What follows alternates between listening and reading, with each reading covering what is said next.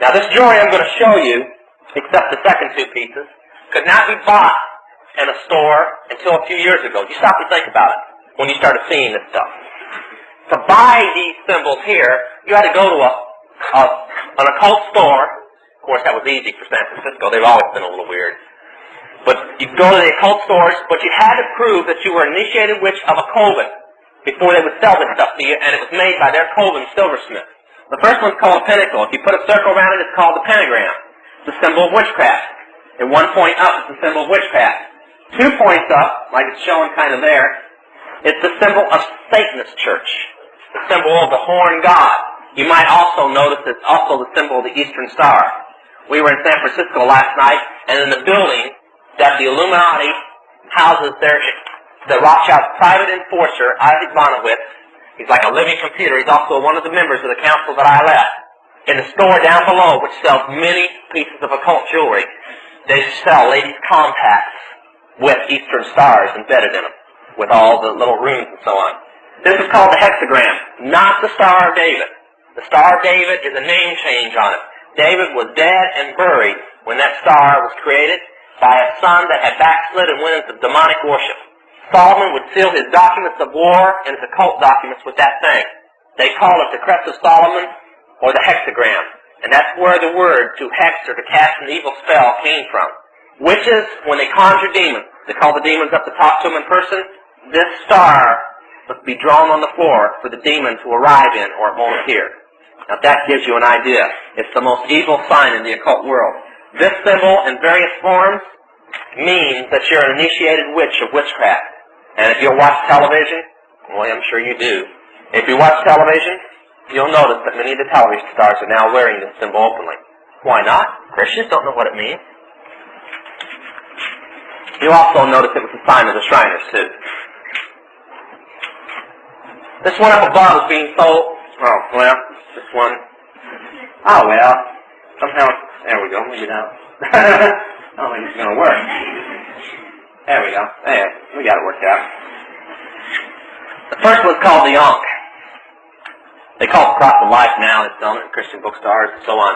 The Cross of Life, or the Ankh, comes from Egypt. It means that you're a worshiper of Ra, the sun god. That's the Egyptian name for Lucifer. So it means that you worship Lucifer. It means that you despise virginity, that you're against virginity, that you practice orgies, and that you believe in reincarnation. That means that you don't believe in heaven or hell, that when you die you're going to come back again, and the Word of God is a lie because it says you'll live once and then judgment. But they say no. The next is the broken cross, the peace sign. Didn't it originate in Frisco or London during the peace movement? It's been around a long time. We've heard a lot of crap about it, you know, the footprint of American chicken and all this type of thing. This is what it is. When a person wants to become a member of witchcraft, and they come from a Christian background, I didn't have to take this initiation because I was born into witchcraft. They're given a cross made out of ceramic clay, baked clay, and it's turned upside down, and they take the crossbars and they break it, forcing the crossbars down and break the crossbars off. And they throw the pieces to the floor and shatter it. And the priest or priestess, whoever's doing the initiation, then announces, you are free from the bondage of the Christian church. And because of this act, you shall have peace evermore. Thus, the peace sign. It's called the broken cross.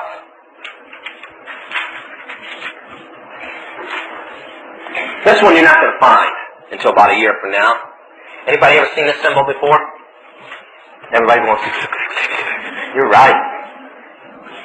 666. It's 3 overlapping sixes. Okay, here's where you can find it. You can find it on the world currency printed out of Brussels. We bought $10 billion of it, but our president decided that it's better to go with a credit card than the currency now, so we're not going to use it. You'll find it in clothing and shoes made in the common market countries, in the labels of the clothing. More recent, about a year ago, it was on national television, when the President of the United States, the peanut eater from Georgia, well, that's about the best I can do for him. I could say more. Said he had personally designed a national security card that would be the answer to the problems in the United States. And that every citizen, law-abiding citizen, would have one of these cards to prove they were a law-abiding citizen.